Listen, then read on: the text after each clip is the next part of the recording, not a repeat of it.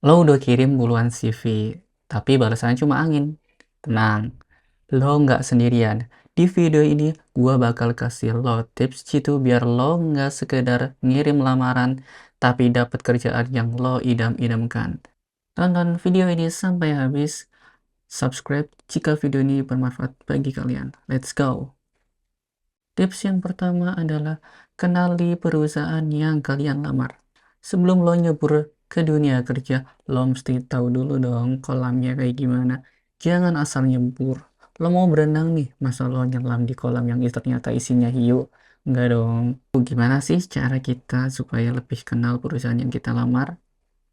Nah, langkah pertama sebelum apply ke perusahaan adalah riset perusahaan terlebih dahulu. Ini basic banget, tapi sering kita lewatin.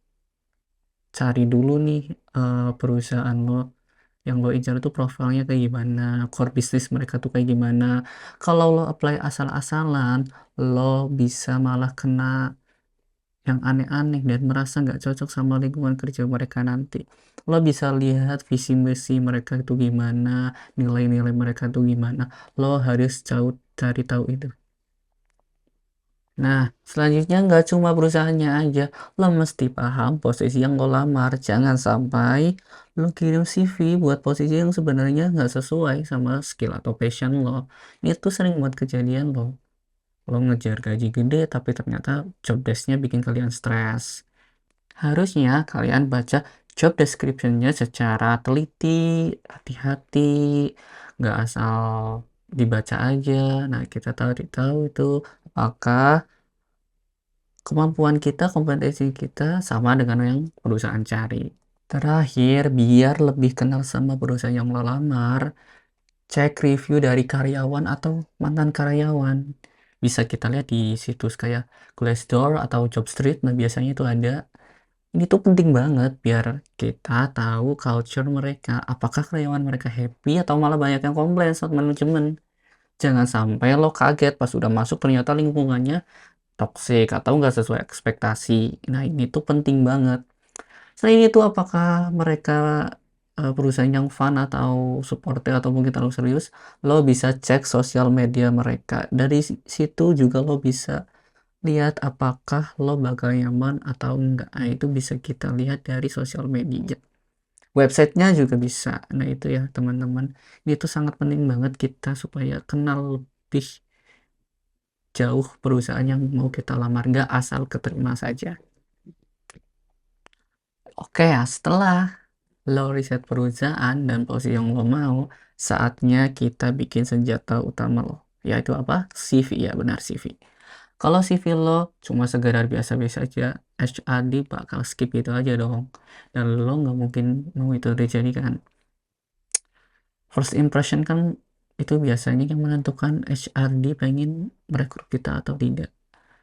Lalu bagaimana sih supaya CV kita bikin nyantol bagian HR? Langkah pertama adalah jangan berusaha terlalu fancy. Simple is key. CV lo harus clean, rapi, dan nggak berlebihan. Pakai template simple aja, hindari banyak warna atau font yang aneh-aneh. Intinya supaya HR harus bisa baca CV lo dengan mudah.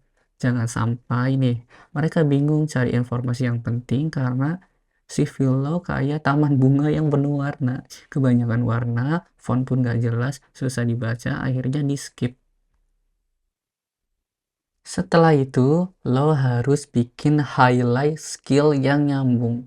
Nah, HR kan nggak punya banyak waktu nih, tentu nggak bisa baca semua CV lo dong.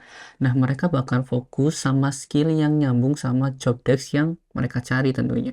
Jadi, pastikan lo highlight skill utama yang relevan di bagian atas atau pakai bullet points, biar gampang di-scan oleh mata, gampang dibaca. Ini yang bakal bikin lo stand out di antara puluhan atau bahkan ratusan pelamar lainnya. Sekarang lo wajib tampilkan juga pengalaman yang paling mengena. Jadi jangan cuma nulis pengalaman kerja doang, tapi jelasin juga pengalaman atau pencapaian lo di posisi sebelumnya. Nah, misalnya nih, kalian pernah manage proyek dan berhasil ningkatin value yang besar di perusahaan sebelumnya. Tulis itu. HR biasanya lebih tertarik sama impact yang lo bawa daripada sekedar jabatan yang lo pegang dulu. Jelasin juga dengan angka atau data biar lebih powerful dan meyakinkan. Terakhir, ini bagian yang paling penting. Gunakan bahasa yang padat dan berisi di CV lo. Intinya jangan bertele-tele. Pakai bahasa yang padat, langsung ke intinya, dan gak usah pakai kalimat yang muter-muter. Kalau bisa, sampaikan sesuatu dalam 10 kata. Kenapa harus 20 kata kan? Itu terlalu panjang mungkin. HR itu bakal lebih suka CV yang to the point, tapi jelas. Daripada yang panjang, tapi isinya tuh hal-hal yang gak penting. Oke, sekarang kita masuk bagian yang paling penting dan bikin deg-degan. Yaitu apa? Ya, interview. Interview itu nggak hanya sekedar sesi tanya jawab. Ini adalah momen dimana lo nunjukin kalau lo the right person for the job. Kalau lo nganggap interview ini cuma formalitas, lo itu salah besar. Interview itu seni. Lo nggak cuma jawab pertanyaan, tapi lo juga harus nunjukin kalau lo punya apa yang mereka cari. Lalu bagaimana cara menjawab pertanyaan-pertanyaan tersebut? First thing first, lo harus siapin jawaban buat pertanyaan umum yang hampir pasti ditanyain di setiap interview. Kayak gimana contohnya? Misalnya ceritain tentang diri lo, atau apa alasan lo pengen join di perusahaan ini. Jangan sampai lo grogi, jawabannya ngambang, gak jelas, bertele-tele. Tentu ini akan membuat first impression lo di mata HR itu nggak baik sama sekali. Fokus ke poin-poin yang ngebantu HR ngelihat kelebihan lo. Itu poinnya. Lalu setelah kita siapin jawaban untuk pertanyaan umum, yang paling penting adalah biar gak grogi itu apa? Latihan. Latihan itu kunci. Semakin sering lo latihan, semakin pede lo di hari H interview. Coba deh lo simulasi ini dengan temen, atau rekam diri lo sendiri pas latihan, atau bisa dengan kaca gitu, bisa, sehingga kita tidak ragu, tidak bertele-tele. Nah, ini tuh penting banget guys. Jangan lupa juga buat latihan eye contact atau body language. Hal-hal ini tuh yang meskipun hal kecil ya, tapi bisa kelihatan lebih profesional dan approachable. Biar jawaban lo makin impactful, coba pakai teknik STAR namanya. Jadi ada STAR itu situation, task, action, and result. Nah, ini tuh cara kalian buat ngejelasin pengalaman lo dengan struktur yang jelas dan ending yang powerful. Contohnya gimana? Kalau lo ditanya soal gimana lo menghadapi tantangan di kerjaan sebelumnya. Nah, yang pertama kita jelasin situasinya, apa yang lo harus lakukan, gimana cara lo melakukannya, dan hasilnya kayak gimana. Ini bikin jawaban lo lebih konkret dan kamu dipahami, dan tentu impactful. Lo udah siap dengan CV yang killer, latihan interview yang maksimal, bolak-balik latihan, tapi masih ada nih satu aspek yang gak boleh lo lupain. Apa itu? Yaitu networking. Kadang nih, bukan soal seberapa hebat lo, tapi siapa yang lo kenal. Nah, itu yang penting. Jaringan yang kuat itu bisa jadi game changer buat karir lo. Jadi, yuk kita bahas kenapa networking itu penting dan gimana cara lo bangun koneksi yang bermanfaat.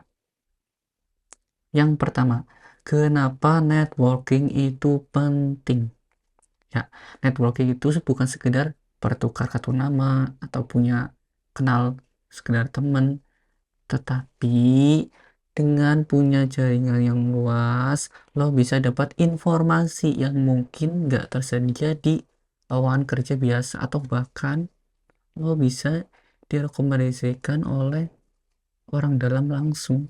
Ini juga bisa membuka peluang lo buat dapat kerja lebih cepat. Jadi jangan remeh kekuatan dari koneksi yang lo bangun. Ini sangat penting.